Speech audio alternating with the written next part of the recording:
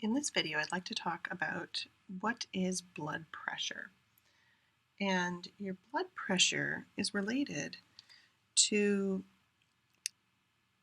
the pressure that the fluid inside of a vessel exerts against the walls.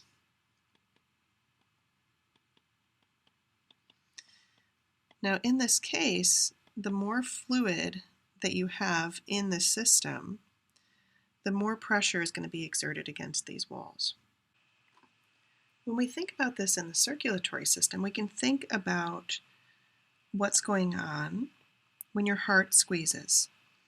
Your heart squeezes, and as it squeezes, it exerts a pressure on the fluid, the blood, and that's going to make that blood exit through the arteries. And as that blood is exiting, it is exerting a pressure on those arteries. Now, this pressure is going to be highest when the heart is squeezing, which is systole. When the heart relaxes and it's filling, it's not going to be exerting this same pressure. So the only pressure in the system is going to be what remains from when the heart was squeezing. This heart relaxation is diastole. And the difference there's going to be a difference between the systolic and the diastolic pressure. The systolic is, of course, going to be higher than the diastolic because the diastolic is when the heart is relaxing, and the systolic is when it is pumping. And if we were to look at your arteries, we would see something like this, where we can actually see changes in pressure. However, remember that the arteries get smaller and smaller and smaller and smaller. And as tubes get smaller, that change in pressure also is going to get smaller. Eventually, we'll reach the capillaries, where the blood cells are moving single file. And at that point, the blood pressure is actually going to substantially decrease and continue decreasing as the blood is going through the veins. This is partially because that blood has gone through different sized vessels, but it's also partially because you are really far from the pump. You're far from the heart, which is creating that initial change in pressure. And the further away from that heart you get, the more that pressure is going to drop off. Now, this pressure creates an interesting scenario where, because it's higher at the arterial end of the capillary, remember that those capillaries can actually have fluid and molecules flow out of them. Well, higher pressure is going to push things out. So this is going to happen more at the arterial end. As we get to the end of the capillary and we start to get to what we call the venous end of the capillary, then the pressure inside of the vessel will actually be lower, and this allows fluid to flow in. Now, this is nice because it allows waste from tissues to flow back into the bloodstream so that it can be pumped to organs that will deal with it. This does create a problem, though, because the pressure is so low at the veins that it's almost hard for that blood to get back to the heart. Now, I want you to remember that the veins have valves, and these valves are fantastic at keeping the blood flowing in one direction, which is really important when you've got a system that's, one, low pressure, and two, it's trying to push blood from your feet back up to your heart. The second thing is that any pressure on the vessel is going to increase the pressure of the fluid inside of the tube. So your skeletal muscles, as you're moving, are going to squeeze your vessels. And in squeezing your vessels, they are going to help to pump that blood back upwards towards your heart. We call this a skeletal muscle pump. In addition, as you're breathing and or inhaling and exhaling, that is going to create some pressure, which is also going to help that blood to return back up to your heart. Where this gets interesting is if you think of people who, over long term, are immobile. If you're immobile, your skeletal muscles are not exerting that pressure on your veins, and it's much harder for you to get that blood return. And so this is where you have to start thinking about applying compression like a compression sock, or elevating the feet to help the blood flow back towards the heart.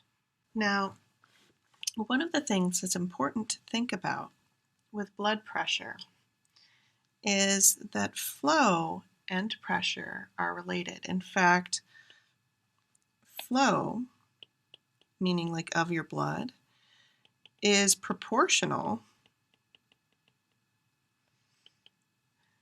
to pressure over resistance. What this means is that the pressure has to overcome a resistance in order for the blood to flow. Now, where does this resistance come from? Well, you can think about drinking out of a straw. Okay? If this liquid was water, it'd come through that straw pretty easily. But if the liquid is a milkshake, well, you're going to have to suck harder to get that liquid into your mouth. So what that means is that viscosity, or the thickness of a liquid, influences the flow. It makes it harder to make things flow. So thickness contributes to that resistance. Another thing that contributes to the resistance is if we think about the diameter of the straw. Let's think about if you had a really, really big, like a boba type straw, and you were drinking out of that. Well, this straw is going to be easier to drink out of than this straw.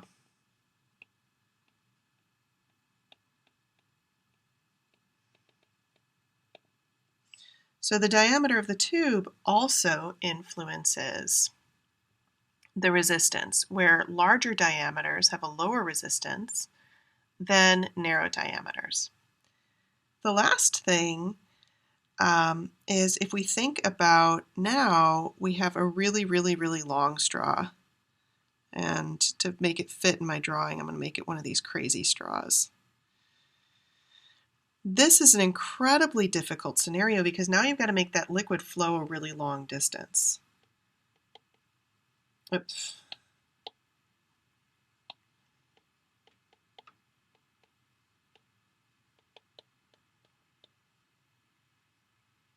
So this distance also contributes to the resistance of flow. When we put this all together, it means that the distance that the blood has to travel is actually going to be a part of this equation. Now, that's not really going to change a whole ton once you reach adulthood. The thickness of your blood can change the situation. If you've got too many red blood cells, that's going to create a lot of resistance to blood flow. It's going to be harder for you to get blood to your tissues. And the big one that your body actually modifies is the diameter of the blood vessels. And one thing that we talked about in the previous video is that you can use that muscular layer that surrounds your vessels to constrict them and make them smaller, or you can relax that muscular layer, and if you relax the muscular layer, now that vessel is able to expand. And we call this vasoconstriction in the case of constricting, and vasodilation in the case of making the vessel bigger. By making the vessels bigger, it makes it easier for blood to flow there, and since blood is just a little bit lazy, it means that those tissues are more likely to get blood. Now, in class, we will actually talk about homeostatically how you can modify that vessel constriction, and also how we can modify the pressure. Right now we're focused on resistance, but remember that pressure is coming from the heart. So if we make the heart pump a little bit harder, we actually can also increase the flow.